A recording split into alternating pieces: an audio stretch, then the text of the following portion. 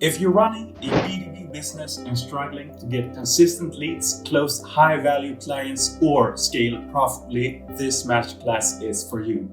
I'm Oscar Anderson, a growth consultant specializing in growth strategies for B2B companies.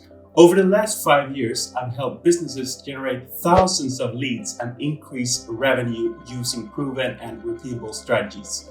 So in this masterclass, I will walk you through 7 high-impact strategies to help you scale your B2B business faster, smarter, and with measurable ROI. So let's dive into it. Part number 1 is the power of positioning. So the number one mistake I see B2B companies make is trying to be everything to everyone. So the power of positioning is about owning a niche and becoming the go-to authority within that specific area. So some actionable steps. So first of all, you want to narrow down your ICP, your ideal customer profile. And you want to ask yourself, who gets the most value from your offer? So start off by taking a look at your industry and the types of business that you serve. The company size, is it small businesses or is it large corporations? The job roles and functions that you sell to and your customers' pain points. Then, second off, you want to craft a unique value proposition. So for example, instead of saying we do B2B marketing, which is quite vague and generic, I would instead say something in the lines of we help SaaS companies reduce churn with AI-driven email automation.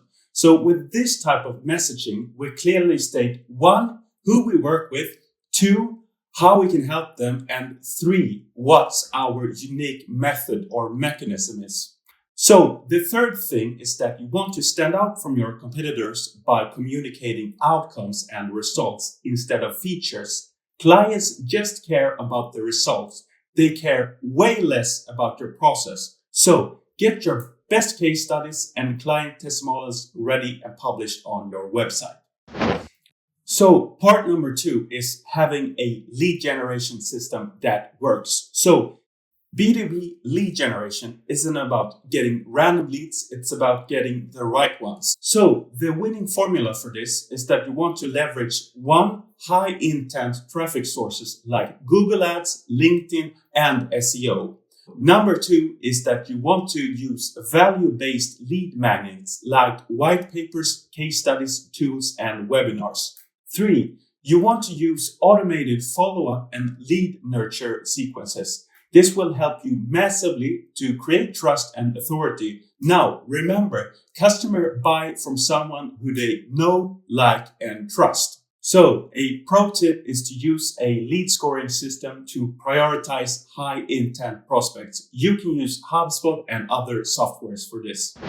Part 3, Google Ads and LinkedIn Ads for B2B. So paid traffic works great in B2B if done correctly. So first of all, concerning Google Ads, you want to focus on high intent buyers. Focus on the bottom of the funnels and focus on strong buyer intent keywords. A smart strategy is also to buy your competitors' keywords in order to capture some of the traffic. Now, you want to send your traffic to a conversion optimized landing page with a capture form, not your standard homepage. This will 2 to 10x your conversion rate. Number 2, LinkedIn ads. So it's really easy on LinkedIn to target decision makers. And on LinkedIn, you want to use an ad format called lead gen forms. This will help you to reduce friction and you should be able to capture more leads at a lower cost per lead. So on LinkedIn, you want to try thought leadership video ads and not just do your hard promotion ads. And this will help you to create expert positioning and authority. Part number 4, B2B sales automation and follow-ups. So the money is in the follow-up. So as you might have heard, most B2B deals take 5 to 12 touch points before closing and sometimes even more.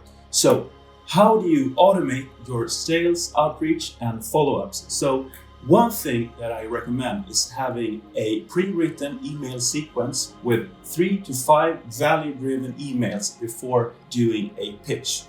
Now, the second thing is creating engagement on LinkedIn. So you want to comment on your prospects' post before DMing them, and also try doing organic value posts on LinkedIn to drive engagement.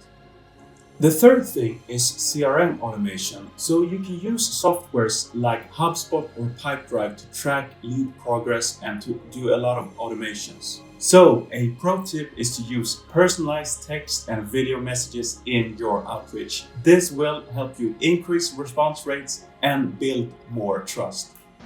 Part 5 is using content to attract and close clients. So B2B buyers don't just buy, they research.